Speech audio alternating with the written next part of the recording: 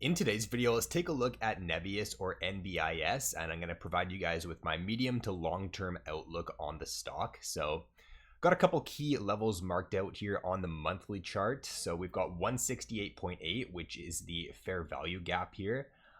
So we've came in and we tapped that in the previous month of July. And then I've also got this level here, 141 marked out. That was the previous all-time high back here in October of 2025. So I really want to see this area between 168 and 141 hold on the higher time frames. I don't want to see closes on the weekly time frame below this previous July's wick here, which is, if we just move this up a little bit here, I don't want to see closes below 145, or it's even a little bit higher, like 140. Yeah, 145.86. So if we get weekly closes below there, then that starts to look a little bit bad. But if we go down to the weekly chart now, what I'm seeing here on Nebius is actually quite similar to the price action that we saw back in October of 2025. So we came up here, we made our high, we retraced, and if we take a look at how much we retraced, it's pretty interesting. So we retraced from this high here down to the low, which was about a like 44% move, 45% move. And if we take a look at this retrace here, this one was a 51% move, so it's definitely a little bit more aggressive to the downside. But this first wick here on this candle was like a 44% move. And then we got like massive fear on this candle here, which sent it a little bit lower. But from the top here down to the week of July 13th low, it was about a 44% move as well, which was similar to what we saw over here.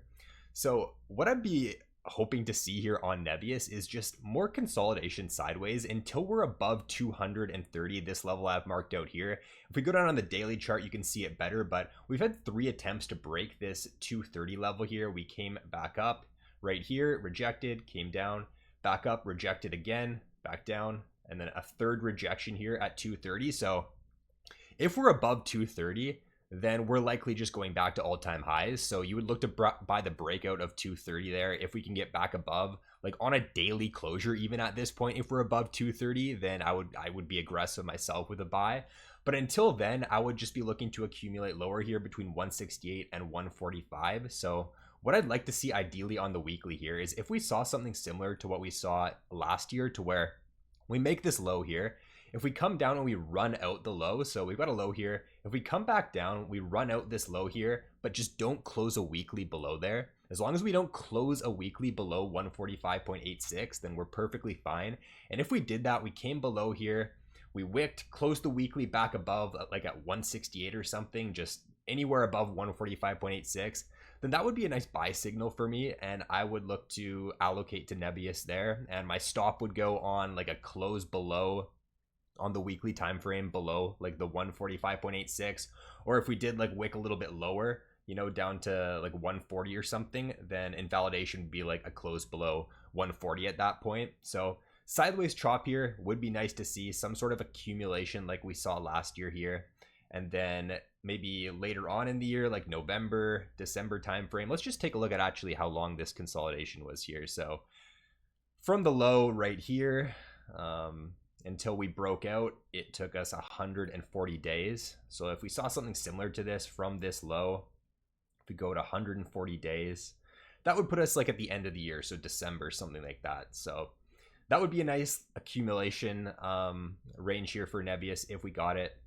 And just looking for any wicks below this 145 level to get eaten up right away. If we're closing below on the weekly 145, then that just doesn't look good to me. And I feel like this thing's going to enter a more prolonged like downtrend, and it's just not going to look so good. So you got the invalidation there at this level. And then if we do, if we never tap back down there at the 145, then my other scenario to where I'd buy is just a close on the daily like above 230 at this point. So that's what I'm looking at on Nebius right now. If you guys enjoyed the update, then be sure to subscribe if you'd like to see more content like this in the future. So thanks for watching, and I will see you in the next video.